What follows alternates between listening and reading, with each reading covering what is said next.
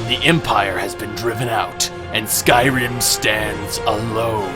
Its Jarls shall be as kings, and those kings will belong to me.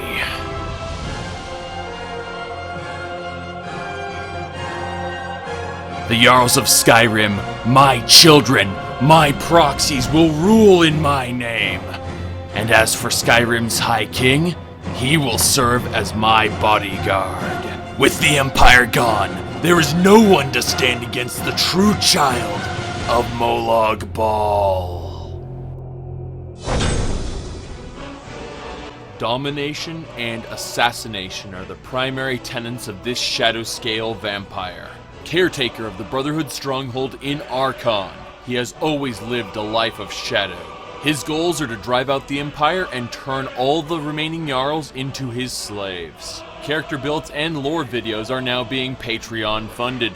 Go to patreon.com/Zhakaron and help support these videos. Being a patron has perks and every dollar helps. However, if you don't want to donate, these videos will still be free. This build was tested on legendary difficulty, so your experience may differ. Modlist after the character story.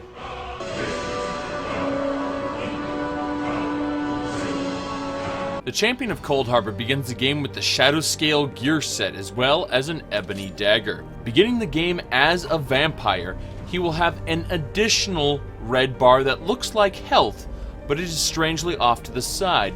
That is his blood bar. Rather than using standard stages of hunger, he will be more powerful when the blood bar is full and less powerful when the blood bar is empty. In fact, using many of his vampire abilities, which regular vampires do not have, will consume parts of the blood bar. Being the grandchild of a Daedra, he begins the game with the ability to transform into a vampire lord. But this vampire lord looks very different. In addition, his favorites menu will have access to all the vampiric abilities he gains as he feeds on his many victims. So for example, instead of using Raised Dead, he could opt to use Ice Cloud in the other hand. He will also begin the game with the Infiltrator Prodigy, allowing him to go invisible when stealthing with his weapon drawn. This can only be done once every 5 minutes, but it is extremely effective with his vampirism, allowing him to get behind enemies to go in for the feeding kill. Yes, using someone while in stealth mode will allow him to feed on them. And if they can't see or hear him, they will not know what is going on. They will see there is a killer about, and they too will be bitten. Now, whether or not they will die instantly like the first person is a matter for debate. However, he will have many other tricks that will allow him to better kill his enemies. As you can see, enemies that are fed upon tend to be afraid of you and make easy kills. This is not always true. There are internal dice rolls to determine whether or not this will be the case. But in general, the rule of thumb with the Champion of Coldharbor is the more people you bite, the stronger you get. Now, because of his otherworldly nature, his health cannot be restored by restoration magic, potions, or food. Only blood potions, feeding on enemies, or using life drain can accomplish that. If you feed on an enemy without using seduction first, you will rip out their throat, most likely killing them. This is not always the case in combat. However, when starting a fight, this type of feeding will either cause panic or instantly kill them. And if it causes panic, you can actually catch up to them and feed on them again until they die. In order to feed on a target without instantly killing them, you need to use vampiric seduction. Once the target is seduced, you can use the feed option to feed on them, and you can repeat feed on them as long as seduction is active. Keep in mind that if you're in the process of feeding, when seduction wears off, you may set off a hostile alert. NPCs typically have 2 to 3 feedings in them before they die. In this guard's case, this guard had already been fed on in the past and was still weak.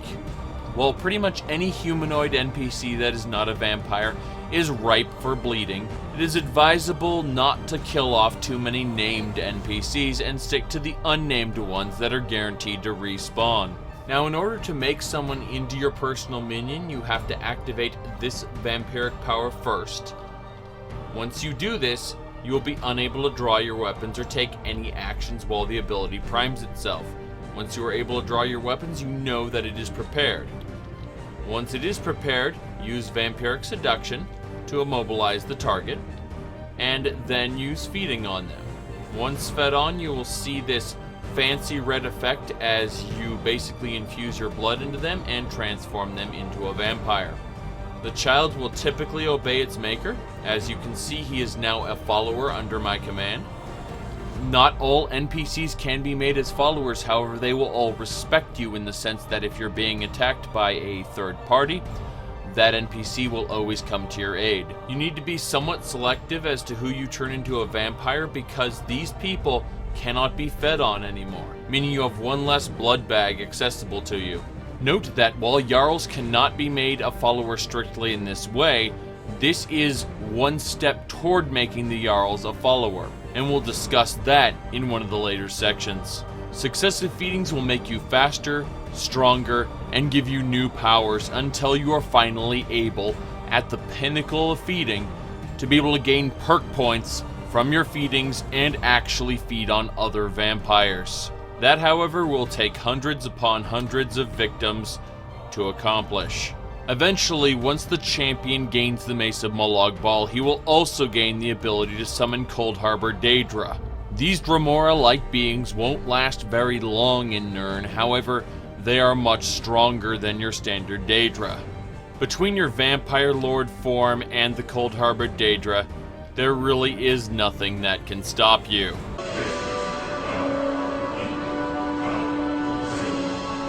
The champion of Coldharbor wishes to remain unnoticed by the peoples of Skyrim. The Nord's racism is the perfect vehicle for this, as they see him as a lowly dock worker or servant to simply be ignored and not spoken to. He fosters this idea through a concept known as the Masquerade, where he is a wolf in sheep's clothing. Pretty much anyone wandering the streets alone at night is a potential victim. If he has the opportunity, he will feed on almost anyone once.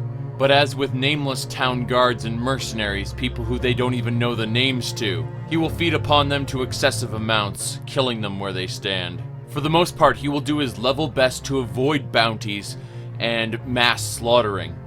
Although he's been a member of the Dark Brotherhood for decades, and he's a new addition to the Sanctuary near Falkreath Hold, he will also seek to make connections in other parts of Skyrim, such as joining the Thieves Guild in order to make his bounties go away. This is very important because he values not having attention called to him.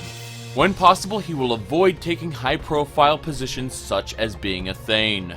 Although he is an enemy of the Empire, he will take up residence underneath Solitude within a vampire safe house in its sewers. Being right next to one of the most populated cities in Skyrim has its benefits in terms of a food source.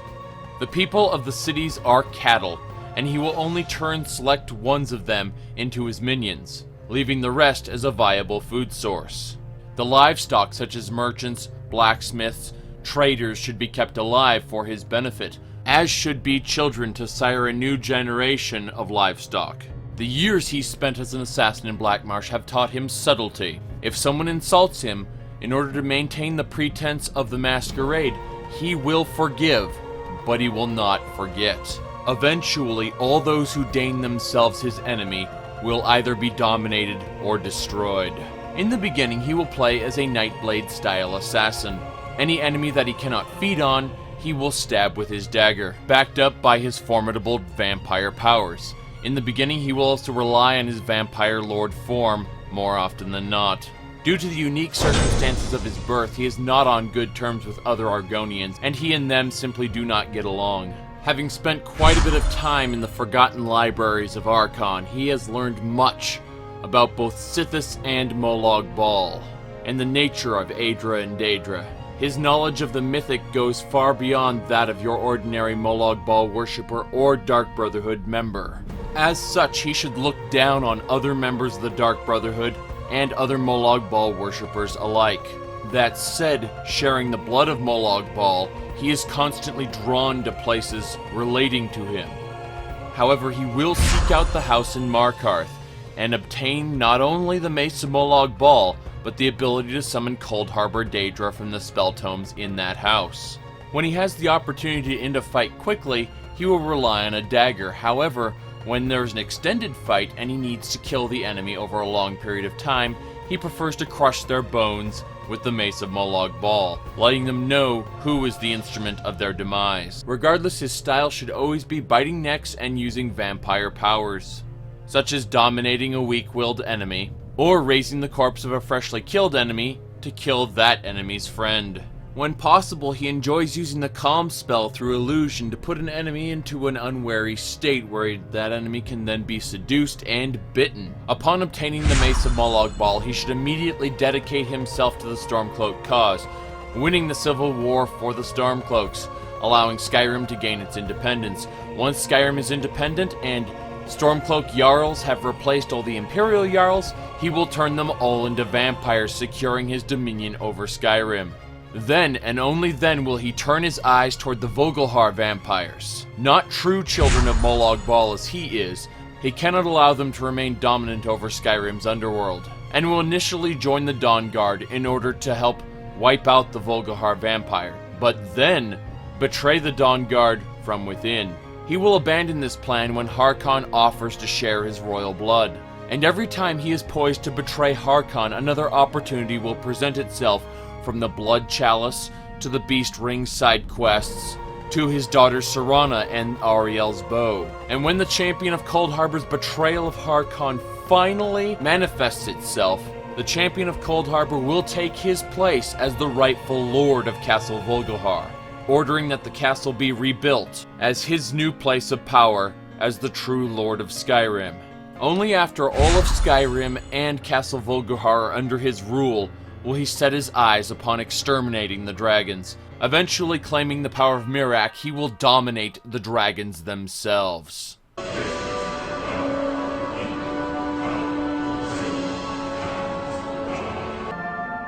Tamriel. It's actually kind of a small place. No, really, let me show you. Tamriel is a single continent on the planet Nirn. Nirn is a single planet in the plane of Mundus. Mundus is a single plane within Oblivion, and Oblivion is a void containing many planes existing both within and beside Aetherius, the eternal plane, both the source and destination of all things. Aetherius itself exists within a zone where two colossal forces overlap. This overlap is known as Arubis. The forces that overlap to create Arubis are Anu, the Everything, Stasis, and Permanency, against Padume, the force of chaos and change.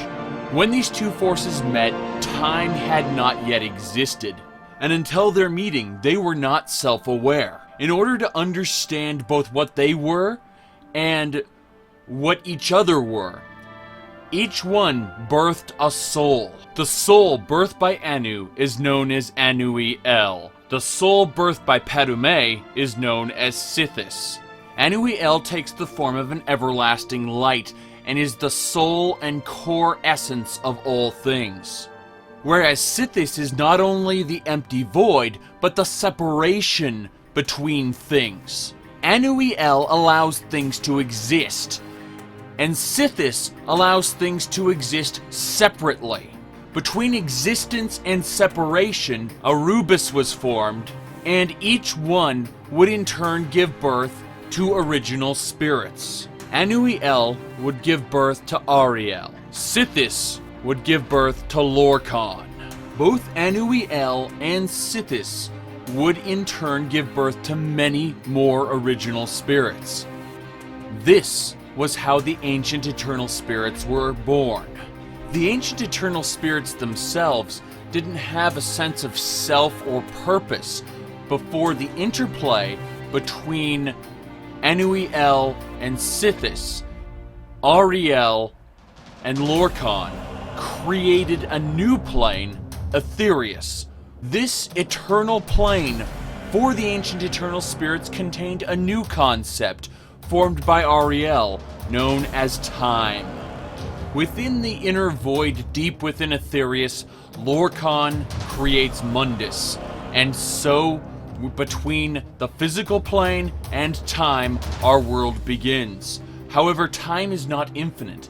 Rather, time comes in loops. There are several constants that occur every time Aetherius is formed in every time loop. One of them is that Lorkhan will create the world. However, which ancient eternal spirits become Daedra, which ancient eternal spirits become Elnathe, and which ancient eternal spirits become Daedra changes with each incarnation. During this incarnation, one of the many spirits birthed by Sithis became known as Molag Bal. Another spirit birthed by Sithis would become caught up in Lorkhan's deception when the world was created, but instead of becoming Elnathe, instead of becoming the Earthbones, it became something different. It became a hist tree, a plant that actually had a spiritual connection to oblivion, a connection that pierces the mortal veil. It's said that because Anuiel is a force of stasis and permanency, that Sithis, to mirror that, seeks to inject change into the world. And to this end, Sithis made the Hist, made them unique. The Hist, in turn, took the lizard men who lived in Blackmarsh. Lizards who, although they had a human shape, were not truly sentient. They could barely use tools, let alone communicate with one another. By drinking the sap of the Hist, they were joined with the Hist. And in being joined with the Hist, they gained intelligence. Their features changed. They evolved. This new race would be known as Argonians.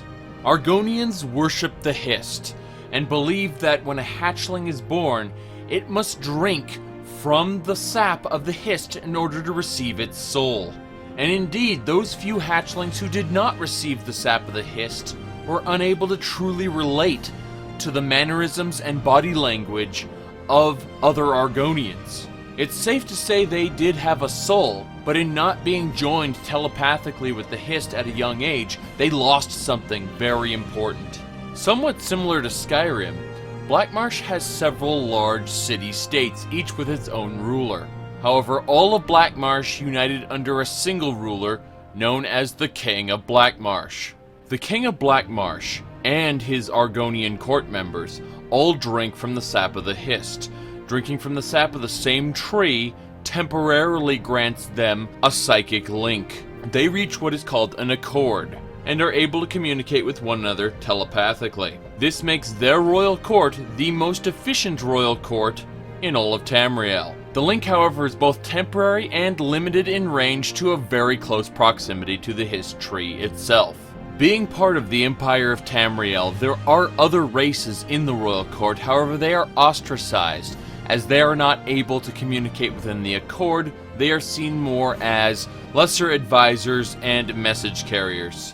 And after the Oblivion Crisis and the events of the Infernal City, it is not known if these other races are still allowed to be in the Argonian Royal Court. What is known, however, is that until recently, the Dark Brotherhood was actually a part of Blackmarsh society. Argonian hatchlings born under the sign of the Shadow would be offered up to the Dark Brotherhood. These Argonians born under the sign of the Shadow would be known as Shadowscales, and they would either master the arts of the Brotherhood or die. Those most skilled and most well-rounded Argonians, those who can be both ruthless and charismatic, those who were natural-born leaders, they were taken from the Dark Brotherhood and placed under the service of the King of Blackmarsh as his personal assassins. In exchange for having these personal assassins at his command, he would not hunt the Brotherhood, and he would actually create safe houses for them all over Blackmarsh. The main training facility for the Argonians in Blackmarsh was in the city-state of Archon. It was there that the Brotherhood's lore and history was kept.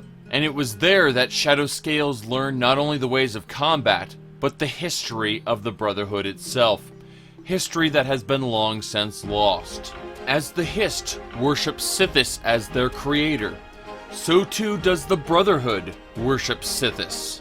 Tamriel and the everyday life that people live in it is another representation of Anui El, stasis and permanency, the soul of all things. Sithis and his followers seek to inject new ideas, chaos, upheaval into that stasis in order to see brand new situations flourish. It comes down to that most simple principle, that Sithis wishes for things to change.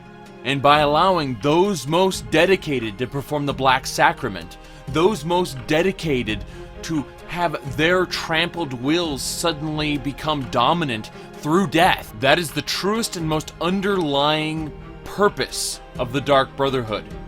It is why Sithis does what he does. It is why the Night Mother does what she does. Sithis grants mortals the change they so desperately desire, taking the souls of the victims as payment. And that is one thing that remains consistent with all the children of Sithis. Both Molag Bal and Mehrunes Dagon have at separate times sought radical change in Mundus. Mehrunes Dagon on several occasions has tried to destroy Mundus in order to see it remade anew. And Molag Bal attempted to take over Mundus in order to merge it with Coldharbor and create a brand new plane, a brand new place of possibilities. While Mehrunes Dagon has a tendency to recreate and reinvent, Molag Bal has a tendency to subjugate, control, and exercise change. But they are both aspects of Sithis, which is the soul of Padome, chaos itself.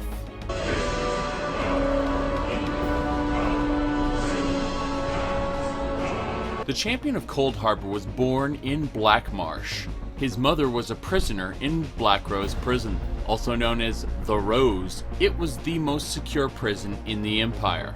Being born under the sign of the Shadow, as it was customary at the time, he was taken from his mother to be presented to the Dark Brotherhood. However, due to her status as a prisoner, he was not born near a Hist tree and did not have an opportunity to drink from the sap. He is what other Argonians would refer to as the soulless, one who has not received a soul upon infancy.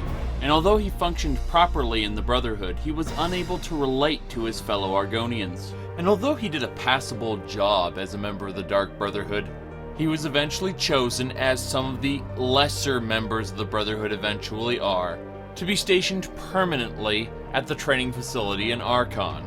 The other members of the Brotherhood in Blackmarsh, almost all Argonians, looked down upon him, for they knew he was one of the soulless. But at no point did they betray him. He did find purpose in the Brotherhood. And so he spent his days sharpening daggers, training recruits, and cleaning the grounds of Archon. Until one day when every able-bodied member of the Brotherhood, including recruits, were sent to Blackrose. A strange cult had taken over the prison there. This cult was not few in number, and no mere handful of assassins could handle it. Many prisoners from the Empire were housed there, so to maintain good relations with the Empire, it was paramount that the King of Blackmarsh took action.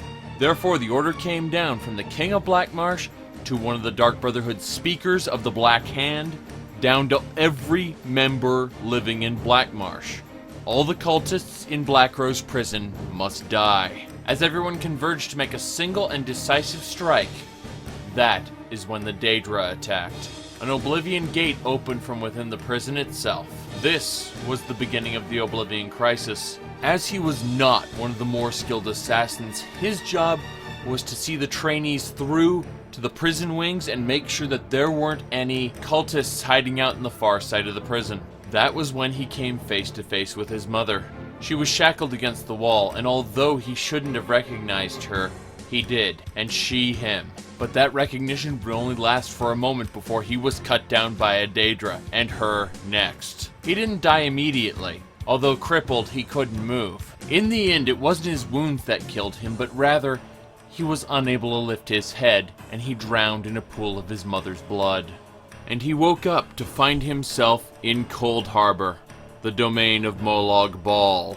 his mother was at his side, and the truth was revealed to him that his mother was a daughter of Molag Bal. That he also had the blood of Coldharbor, but that blood would have remained dormant had he not taken a mouthful of her blood.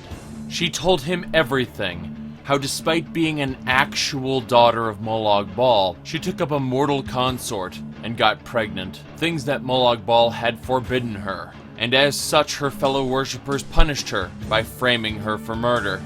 They had strict orders to keep her shackled 24 hours a day, so as a result she was never able to feed her vampirism. Had she been well fed, she would have assumed the mantle of a vampire lord and killed them all, knowing that only after a life of suffering in Black Rose prison would she be reunited with Molag Bal. Now I have eternity to punish my daughter for her defiance. Those in my service will do my bidding, or they will suffer eternal torment. You will serve me, mortal. He opened his eyes, and he wasn't dead. He was on the ground, and the prison was on fire. Former allies of Yeagar Tharn, who had allied themselves with Mehrunes Dagon, had begun to burn the prison to the ground. His wounds were nowhere to be seen, and as he rose to his feet, the cultists and former prisoners both took notice of him. With a speed and precision he had never felt before, he killed each of them in short order. He looked around himself. The prison was crumbling, Daedra were everywhere, and every member of the Dark Brotherhood he could find was dead. Returned to Archon, he spent some years as caretaker, waiting for word from the Dark Brotherhood. No word ever came. One morning, as he fell asleep, he found himself back in Coldharbor. I have no time for your pleadings, weakling. I have other matters that need my attention. He was told of a civil war, that he would be Molag's champion, and dominate the empire that once defied him, to shackle the very people seeking to earn their freedom from that empire. His entire quest was laid out before him by Molag Bal, in very short, simple words. Bring strife and discord with you wherever you may travel. Now, go! Eventually he would travel to the sanctuaries in Cyrodiil to find them burned and destroyed. The members of the Black Hand, gone. Using his vampiric gifts to gain all the information he could, he heard word of the Dark Brotherhood still operating out of Skyrim, and so he traveled north and found their sanctuary in Falkreath Hold.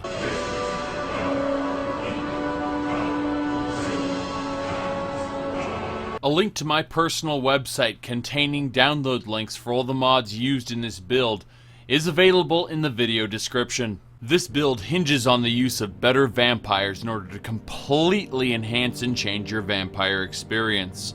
I will go into configuring better vampires in the next section. Because Vampire Lord is going to be your character's clutch mode, in which anytime you are facing something that is just too powerful for you, you'll go into Vampire Lord form and kick its butt. Well, this will expand the perk trees, adding a whole new set of vampire perks you can pick up after you've picked up all the existing Vampire Lord perks. Dark Maneuvers is another required mod that's going to overall enhance your Vampire Lord with some more passive abilities. You're going to have to look at the mod page to see exactly what it does, but you're going to love what it does once you get the hang of it. The Shadowscale set is kind of a controversial mod because it was part of the initial pay-for-mod system release, and it was a mod you actually had to pay for. But you know what?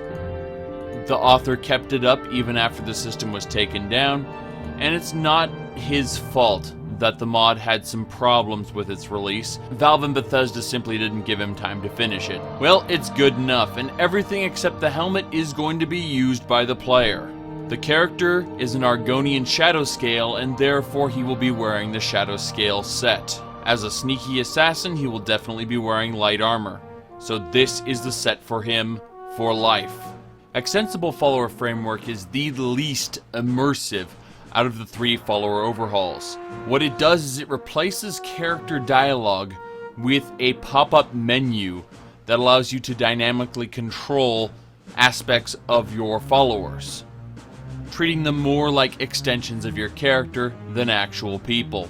Normally, I would recommend Amazing Follower Tweaks or something like that, but in this case, this is the best mod for the champion of Coldharbor to manage his followers, specifically his vampiric minions.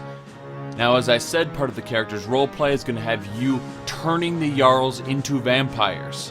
While unfortunately the Jarls are not in a faction where they can be recruited as a follower, therefore, we are going to use the mod configuration menu for Extensible Follower Framework in order to force recruit them. This is how we have our Ulfric Stormcloak bodyguard minion. Now keep in mind, if you get a bounty in a specific hold while you have a Jarl of that hold as a follower, they can sometimes aggro on you as a result of having the bounty. But since this character is built around subtlety, you shouldn't really encounter that problem too much, provided you're smart. As all Argonian Shadowscales are under the sign of the Shadow, so too do we want Aurora, the Standing Stones of Skyrim, so that we can replace that really bad Shadow Stone that just grants some kind of invisibility that you're going to get anyway as a vampire all the time, with an ability known as Shadow Step. Shadow Step will allow you to go into stealth mode, and then using Shadow Step will cause you to teleport behind the enemy, allowing you to basically get a free backstab in. Depending on how strong you are and what dagger perks you put in, it's potentially a one-hit KO. Imperious, the races of Skyrim are going to make you proud you're an Argonian, with the ability to spit poison and do several other really fancy things. The poison will temporarily stagger the target, and they will be considered blind and have much less accuracy with their weapon while they are blind. If you kill them while they're blind, then it will start a quest that will allow you to unlock an additional Argonian power, provided you kill 20 enemies who are blinded. You combine this with the Standing Stone mod, and you are a flat-out Shadowscale assassin, and loving it. Now, because this character already had the royal blood of Coldharbor from the very start, we're going to use the Become a Vampire Anytime mod, and as soon as you start the character, you simply need to click into Vampire and then Vampire Lord, and now you don't need Harkon's blood in order to be a Vampire Lord. You're still going to get Harkon's blood later, but just think of that as like an additional power-up, from a role-playing standpoint anyway. In order to fulfill your destiny as the future ruler of Castle Volgahar, you're going to want Castle Volgahar Redux, a player home by Digital Cleaner. This mod will allow you to rebuild Castle Volgahar after defeating Lord Harkon. You will become its lord, and you will have to do several quests in order to solidify your power. However, solidifying your power means that you will be its true ruler. This is the ultimate extension of your character, and will have many, many perks for you. Now, before you've restored Castle Volgahar, you will have access to another player home, one in the Solitude Sewers. Since this character should be avoiding becoming a Thane or buying a house in a city, basically becoming a well-noticed person of the community, you should be living in the Vampire Sewers and then transitioning into Castle Volgahar after Harkon is dead. The last absolutely required mod on this list are the Daedra of Coldharbor. When you go to the House of Horrors, where you get the Mace of Molag Bal, you're going to find on the table leading into Molag Bal's chamber 3 spell tomes. These tomes will help you summon Coldharbor Daedra. The Coldharbor Daedra are going to be your summoned minions of choice. Obviously, you can still rely on the Vampire Servant Resurrection of Corpses if you're low on magicka, but for the most part, a Coldharbor Daedra is pretty much one of the most powerful summons you can have.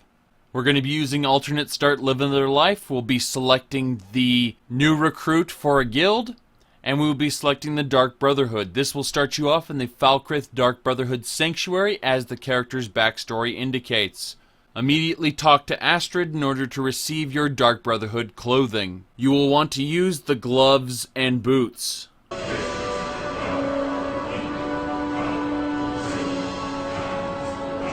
The Percus Maximus overhaul is entirely optional. You don't really need a perk overhaul provided you have all of the required mods on this list. However, because I went through playtesting and successfully played this character with Percus Maximus, I am recommending it. I will also be recommending perks from Percus Maximus in the next section, but if you're not using Percus Maximus, feel free to ignore them. Because this character adopts a Spellblade style, with a one-handed weapon and a spell, usually Vampiric Drain in the other hand, we'll be using the dual-wield parry mod in order to be able to block under those circumstances with a hotkey that is bound in the mod configuration menu. I recommend F as the button of choice. It is close to the WASD.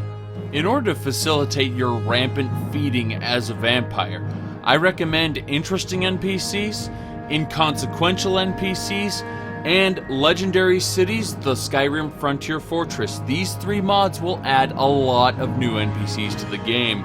In addition to adding new NPCs to the game, it will add new locations for you to terrorize in every hold of Skyrim.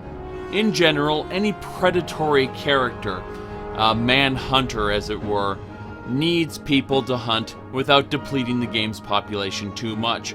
And by using these 3 mods together, you won't have that problem. Now, because you are playing a dark and evil character that thrives on the night, I feel like the atmosphere of Skyrim should change to reflect that. With Supreme Volumetric Fog, it's going to be a foggy place, feeling like the perfect experience for you to be able to sneak around as a vampire. Make sure to get the Morning Fogs mod so that you can have fogs at all time of day. The always cloudy weather will invoke those fogs much more often and will play towards your vampire playstyle so that the sun doesn't really bother you that much. Finally, as a little atmospheric tweak, the Honored Dead is going to add corpses everywhere. We're talking about hanged men, corpses of recently fought battles, and more. As a vampire, you will be able to feed on many of these recently killed victims. Finally, to have fitting music to the new atmosphere you've created in Skyrim, I recommend the Fantasy Soundtrack Project on the Nexus. Keep in mind that these fantasy soundtracks can be flagged by YouTube if you want to make YouTube videos, but otherwise, they are a gem to use. We'll be using the Add Item Menu mod in order to add items from other mods. If you want to use it the old-fashioned way with the command console, then check out my older builds on how to do that.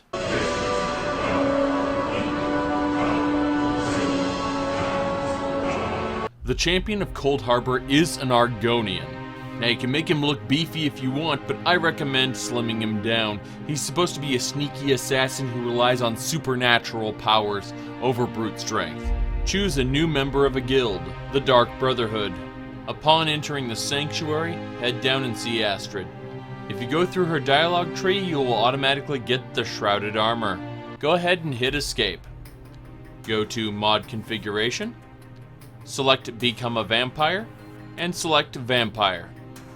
You will have to exit the Mod Configuration menu before attempting the second option. Allow your character to completely change, then go back to Become a Vampire and select Vampire Lord.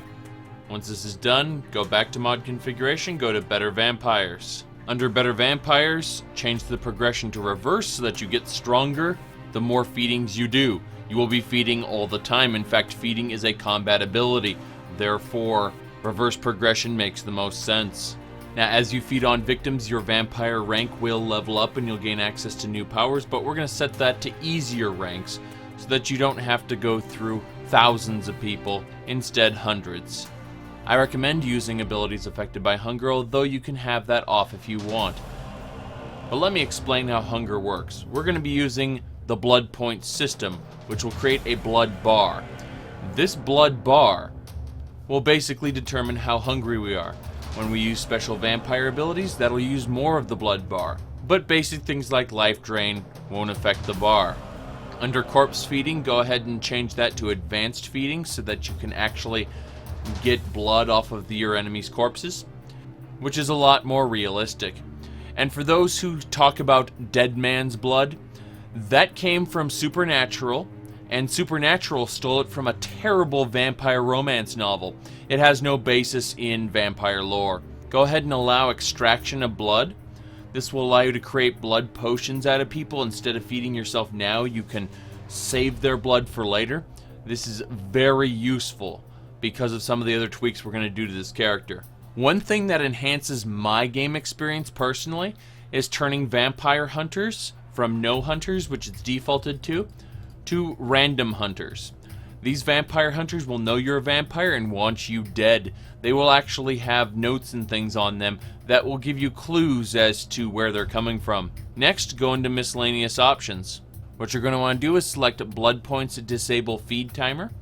What this is going to do is it's going to make it so that you are never hungry if your blood bar is full. Essentially ties your hunger to your blood bar. Therefore, the more vampire powers you use, the quicker you get hungry. That said, if your blood bar is full, nothing to worry about. Obviously, drink a blood potion, your blood bar will fill up. Go ahead and unselect level is required for rank progression. Your rank progression now is only based on the number of necks you've bitten and nothing else. Go ahead and select that blood potions will affect you. When you drink from a blood potion, it will be considered a feeding and will advance your vampirism toward the next rank. So basically, it makes no downside to extracting blood as opposed to feeding, you just storing that blood for later. Go ahead and unselect. Food and drink will affect you. Unselect potions will affect you. Unselect healing magic will affect you. Now, the only ways to recover your health are by biting people, using your vampire life drain, or drinking a blood potion. You are a creature that needs to live off others. Finally, if you're having any issues like with Percus Maximus, where you can't hit the enemy, or you hit too slow, or you hit too fast, check this box under Troubleshooting and Cleanup, and it will fix it. Don't use this if you're not having issues. Under Dual Wield Parrying, I recommend setting your block key to F. That said, you can set it to whatever button you want. The idea is that you can block with your dagger or mace of Molag Bal, and having a spell equipped in the other hand. You don't have to unequip your vampire drain just because you decide you want to block. Now, under Extensible Follower Framework, familiarize yourself with the settings menu, specifically under Maintenance, where it's Fix Actor and Force Recruitment. These are how you're going to have Jarls on your side. In order for these functions to work, you need to be targeting an NPC, that is to have the center of your screen on them, and that will allow you to do it. Now, I know this wasn't in the mod list, but I use Imaginator with every build. It allows me to customize the look and feel of Skyrim. I use contrast and saturation subtracted by 15 for this particular build. Other builds may be different, but this particular setup allows you to have that bleak and hopeless feeling to Skyrim, where everything's dull and washed out. Also not on my list, Predator Vision by Gopher is in fact a worthy mod to get, provided you aren't using a Sweet FX or EMB preset that is interfering with it. It's really cool to use when you can use it. The blood bar should by default only appear when it's changing, either more or less. Go to your magic menu. Under magic, select add item menu. It's a power. Using the power, it will give you a list of all the plugins that are currently loaded. Go to the Shadowscale set.esp, and it will allow you to loot the items from that ESP file. Take the Shadowscale armor, and that is literally all you'll need from that particular set. Go ahead and equip your items, the Shadowscale armor, along with the shrouded boots, cowl, and gloves. I recommend using some kind of hide helmet or helmet toggle mod in order to make the shrouded cowl invisible, or otherwise don't wear a helmet because it simply isn't in line with your character. Opening up the add item menu again, go ahead and select the Cloaks of Skyrim if you have it installed. The Cloaks of Skyrim is yet another mod that I always personally use. Now, if you are using the Cloaks of Skyrim, you can add the Crimson Linen Cloak, but it is not required for this character. That said, the cloak does lend itself very well to the aesthetics of the Shadowscale set.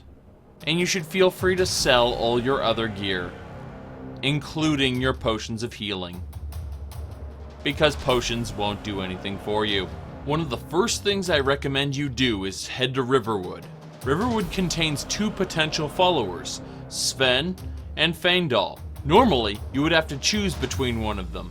However, you can have them both. Sven and Feindal pretty much make the perfect starter minions. They are easy to get, they are fairly strong. Using Extensible Follower Framework, you can set them as essential or allow them to die as you see fit. If you decide to keep them, but you want to trade them out for Jarls later, you can very easily tell them that their residence is Castle Vogelhar or wherever you want them to live, and then dismiss them. They will then go and relax in whatever area you set their residence as. I don't recommend picking up Jarls too early, not until you finish the Civil War, and the reason is because the Jarls who control each hold change during the Civil War and after the Civil War. So you can kind of mess up some Civil War scripts by recruiting them too early. Once you feel ready, head to the abandoned house in Markarth. You may have to exit and re-enter the city in order to talk to the Vigilant, who will basically unlock the door for you. Don't waste any time, immediately feed on the Vigilant and kill him quickly. This part is very important. After opening the door, instead of making the turn like you're supposed to, check out this table. You'll find an ebony sword of soul burning, along with 3 conjure spell tomes. As swords are not this character's thing, you should leave the ebony sword of soul burning in the care of one of your minions. But learn the spell tomes immediately. From now on, you will be able to conjure Coldharbor warriors, spell swords, and berserkers. I recommend limiting your summoning to warriors, which are female, or berserkers, which are male. Summoning spell swords can be perilous, and what I mean is that they will constantly use AoE attacks, which is great when you're alone. However, they can aggro your vampire minion by hitting them repeatedly in combat. The results can be unhappy. With both your summoned and vampiric minions at your side, you shouldn't be taking that much damage, and you should be free at this to turn on vampire hunters and allow them to attack you. I recommend random hunters, although any number will do. If you are using Percus Maximus, one of the first perks you're going to want to get, you should take the perk of the Infiltrator, which will automatically give you access to Shadowbound. While your weapon is drawn, you can go into stealth mode. Shadowbound will activate, causing you to go invisible. This will basically give you a free vampire bite on a target, which in many occasions will kill them instantly. Shadowbound can only be activated once every 5 minutes. There isn't much more to it than that. Between your vampire minions and your summoned Daedra, you should be invincible.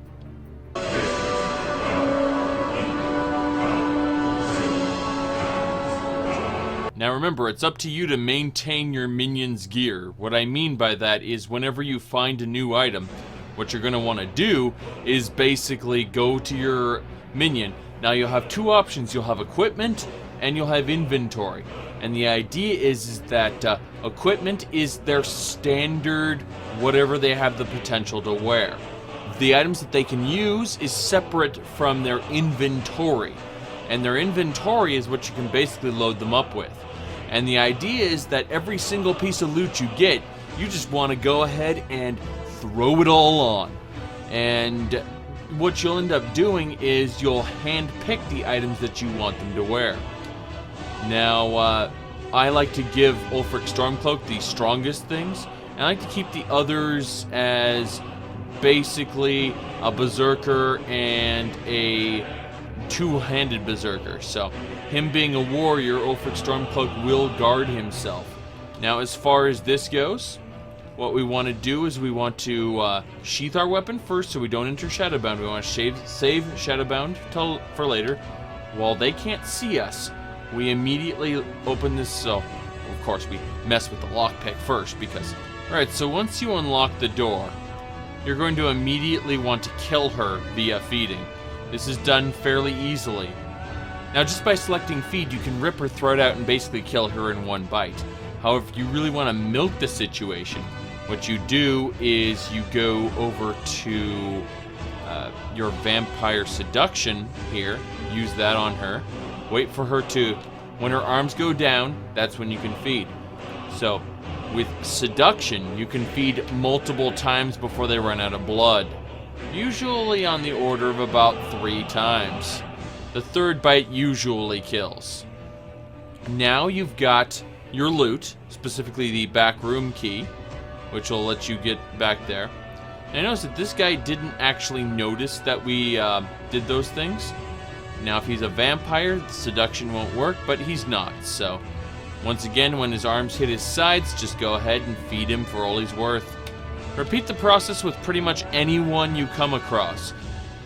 Feedings are your strength, and as your feedings go up, you will actually gain some pretty damn fancy abilities, such as Mistwalker, the ability to turn into mist. Instead of riding a horse or doing anything like that, you'll turn into a cloud of mist, and you literally, when you run, it doesn't consume stamina, so you can just keep on running in mist form. And yeah, it's got a 1 hour recharge timer, but 1 hour goes by real fast in Skyrim. There are other abilities like Invoke Fog, where you can sneak 30% better, and Domination, where you just flat out take control of someone's mind and make them fight for you. Now, a big reason why we got Aurora the Standing Stone mod is because our Vampire Deflect Light and Shadow ability already does the job of the Shadow Stone. Instead of having a 24-hour cooldown, though, this one has a 5-hour cooldown. And more abilities just keep unlocking the more we play, the more people we bite. So, literally Blink Attack unlocked the last time I leveled up, so now I can teleport behind an enemy and attack them. So I can Shadow Step once, then I can Blink Attack a second time. Isn't that awesome? Now, you must at some point be wondering what's up with this red-winged Vampire Lord form. It doesn't make very much sense, does it? Well, this is actually a mod on a little-known website known as loverslab.com. It has porn ads on it because it's an adult site. It's where all the sex mods come from. And honestly, that's the only reason I couldn't recommend this mod as an official part of my mod loadout. Even though I do use it, if you want to get it, you're going to have to wade through those porn advertisements, get your way to what's called the Custom Vampire Lord. That is where you're going to find this ability. That said, all it is just a kind of reskin of the Vampire Lord. Unfortunately, there is one fatal flaw with it, and that is, where is my Argonian tail? That is because it is a human body, or a really huge, wide human body, with an Argonian head. Kind of silly, right? Well, it's even worse if you're trying a female character, because then it's super skimpy human female, where you can literally tell it's human female with an Argonian head. It's pretty awful. That said, in terms of looking like a blood-fueled Daedra of destruction, this looks kind of cool. That said, the wings kind of clip through the walls, and they don't flap. I mean, I'm hitting the run. You can hear the flapping noise, and there's no flapping. So, in terms of kind of a crazy, oh, this looks different, yeah, it looks different. Unfortunately, it's also very retarded, therefore I don't recommend it. But when you find vampire thralls and things like that, just an easy bite takes care of them. Sometimes the animation won't play. Learn to live with it. Most of the time the animation will play. I find that the animation triggers more often than not when you're in front of them, and it has a 50-50 shot of triggering when you're behind them. Now, as for fighting other vampires, it's pretty much just a battle of attrition. You have to beat them down and let your followers tank for you. And that's pretty much it. You can use domination on a vampire's thrall to turn it against its master, but again, that's pretty much it. Once Harkon is dead, turn around and go downstairs here. This will exit to the courtyard. This was blocked off before. Now you have a new quest, It's Good to Be the King. You'll notice several new options: the North Tower Vault, the East Tower, and a gate leading to the Master Throne Wing. you'll find that the castle has now more than quadrupled in size, and a throne room is yours. These teleporters grant fast access to other parts of the castle. These elite Draugr guards stay dormant most of the time, but if anything attacks you, they will immediately come to your aid. Optionally, clicking on them will cause them to follow you as a follower.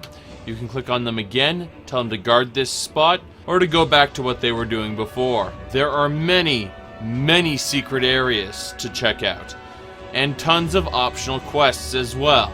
You'll gain access to an awesome bloodbath. If you remember, the Bone Lord of Worm's ultimate agenda was to become High King of Skyrim. That is not this character's ambition. This character wants to rule from the shadows, using the Jarls as his puppets, knowing that there's no Empire to swoop in and save the day and notice anything's wrong because the Empire has been exiled. The Empire is defeated. And that's pretty much this character's agenda, is to basically rule over Castle Volgelhar, and through his Jarl minions, dispense his laws down. So instead of being the High King of Skyrim recognized, he is the Shadow King of Skyrim, the one who rules, well, over Ulfric Stormcloak, who becomes High King of Skyrim. It makes sense. I mean, if we wanted to write a little epilogue for the character, we could have him using Ariel's bow to darken the sun, and an army of vampires coming south from Skyrim into Cyrodiil, and basically conquering the Imperial City. Then when he gains access to the Dragonfires, he would immediately, as Dragonborn, basically break the pact with Akatosh, allowing the events of ESO to happen all over again, Molag Bal to invade. Except unlike that idiot Varen who didn't know what he was doing, this guy would do it right. In short, Tamriel is doomed. And that's the whole point. If any of you remember the first Skyrim run I started putting on YouTube, it was the Mortis Skyrim run. That was before I started using a face cam. People were requesting face cam during that time. It's kind of funny. Anyway, as soon as I started doing face cam, other people were like, well, why are you doing face cam? There's no point to it. Like, okay. But it worked out pretty well. Anyway, it's safe to say that vampire playstyle is one of my favorite playstyles, second only to perhaps Lich. My personal favorite has always been a Holy Crusader, which is why my first character build was the Knight of the Nine, and it will always be my favorite. My second favorite build is the Bone Lord of Worms, because the Lich is damn fun and it's unique.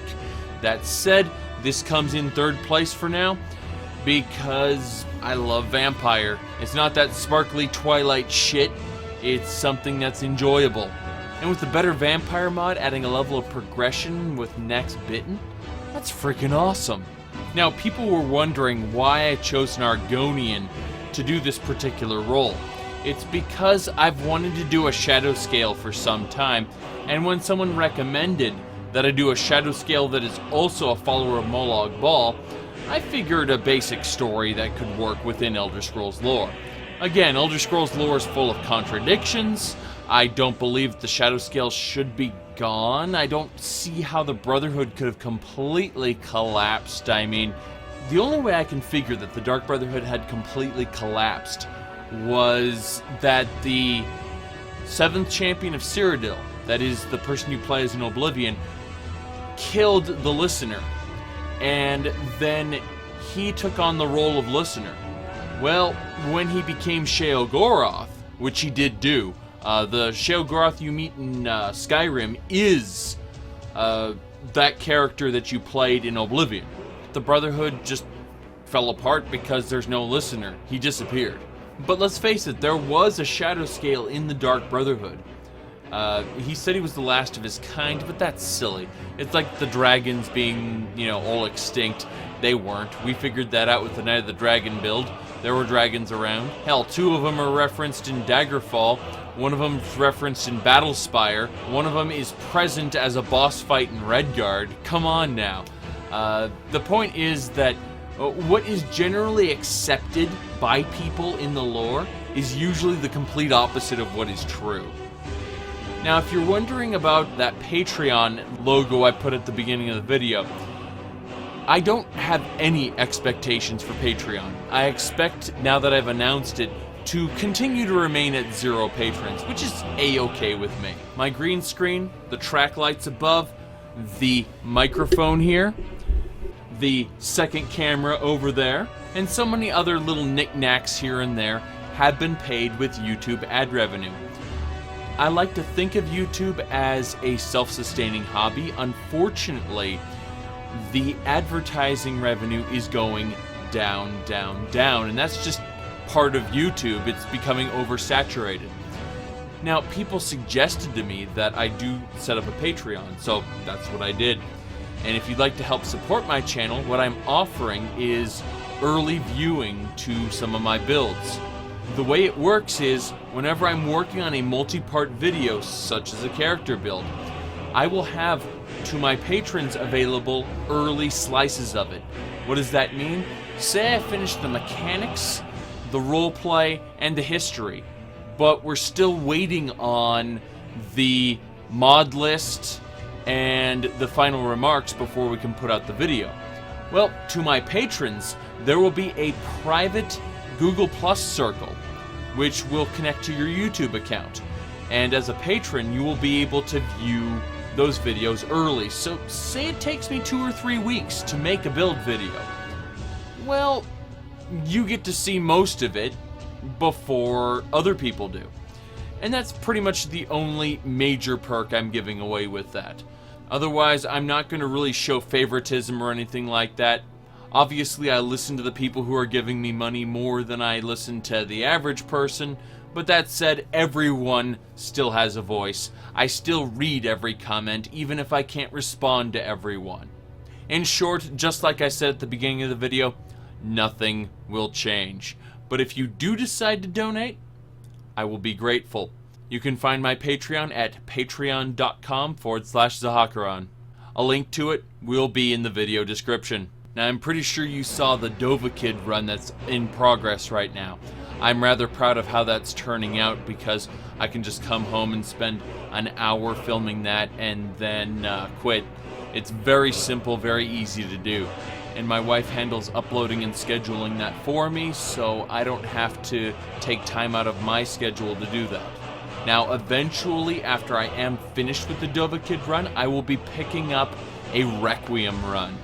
Now, what I'd like for you guys to do is, keeping in mind that it's going to be Requiem, Frostfall will not be used.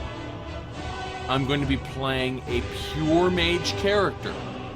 Maybe a little bit of Spellblade elements, but mostly mage. No armor. Probably a Lich, but not a Bone Lord. Keeping that all in mind, what mods would you suggest for that run?